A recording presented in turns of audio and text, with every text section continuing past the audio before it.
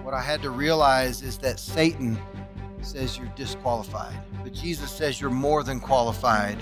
You're chosen. I grew up in Louisiana, and for those of you that don't know me, I actually grew up in West Monroe, Louisiana, going to church with all the Duck Dynasty people.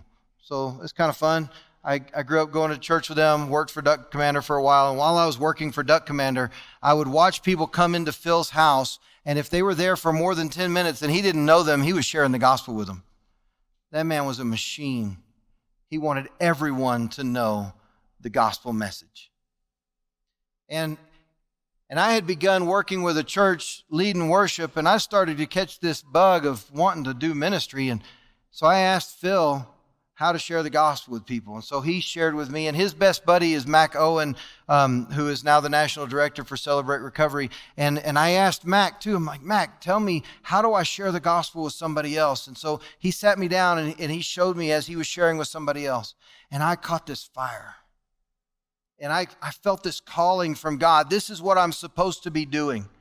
In fact, I was reading in the scripture, and I was reading in Jeremiah chapter 1, and Jeremiah has this argument with God. God's calling Jeremiah into ministry, into being a prophet, and he's like, God, I'm too young. And God's like, don't you dare tell me you're too young. You will tell everyone exactly what I tell you to tell them. I'm like, whoa, is that what God's telling me?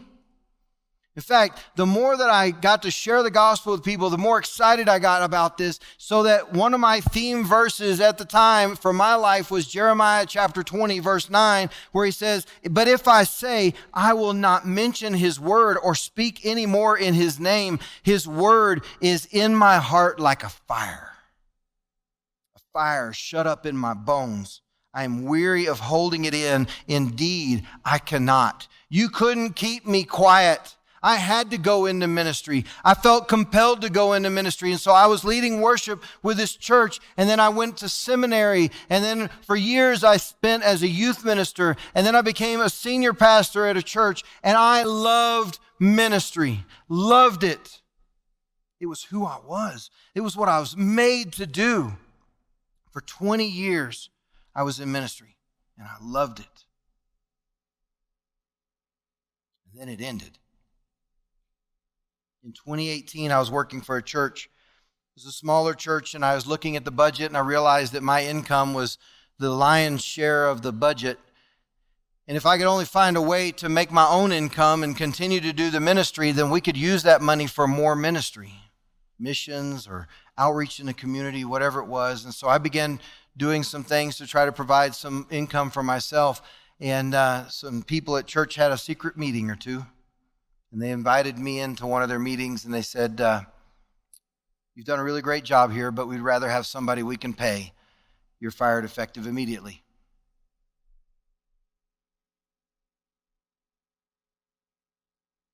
And all of a sudden, I was out.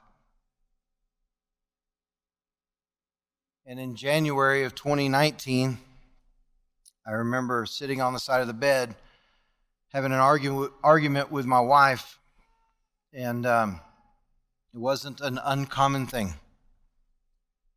This woman had been talking about divorce since year 1, and we were in year 15. And I finally looked at her and said, if that's what you want, then you can have it. And in May, we bought a house together knowing that we were getting divorced. And in 2019, in June, she brought the paperwork home on Monday. On Saturday, we got it back in the mail. I was divorced. In 6 months, I went from being husband and father and dad, husband and father and pastor, to barely being dad. The 3 things that I identified myself most with, the 3 things that were my identity, all but one were completely gone. And that one was just barely holding on because I was so crushed.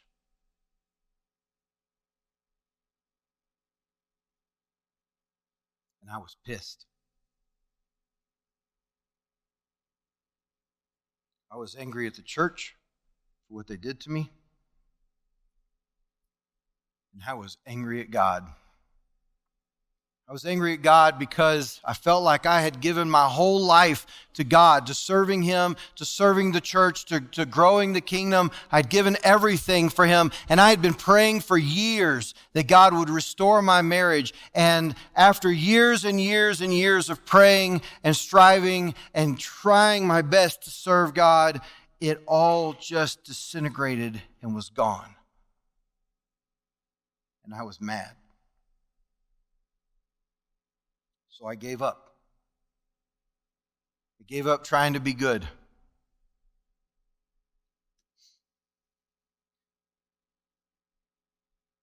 I didn't care what I said.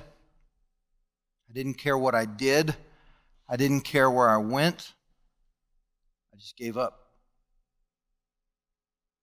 I went prodigal. Decided to live my own life however I lived it because it apparently didn't matter. I was wrong, but that's how I felt. And when people would call me pastor, because that's what I had been for 20 years, when people would call me pastor, I would correct them. I'm not a pastor anymore. I was living a life that was more defined by my sin than by my faith, and I couldn't allow anybody to call me pastor anymore. I knew Jesus, and I had faith in Him, but I put that faith in my pocket, and I hid it. I'd go on dates, and I'd keep that faith hidden in my pocket. Didn't want anybody to know. Didn't want anybody to think that that would identify me or define me anymore. So in essence, I denied that I knew the one who had given me my calling. The one who saved me from everything. I denied I knew Him. And people would come and they would ask me to do funerals. And they would ask me to do weddings. I even got to preach a couple of times. And every time I felt guilty because I did not feel like I deserved to be there because my sin was in the way. I knew it. I knew that my sin was in the way. In fact, all I could think about was in Psalm 51, in verse 3, it says, "For I know my transgressions and my sin is always before me." All I could see was my sin right there. Did not feel worthy of being able to do a funeral or a wedding or preach a sermon or anything else. I had denied Jesus. That was my roadblock. Over and over in my mind, all I could hear was, "You're disqualified." What I had to realize is that Satan says you're disqualified.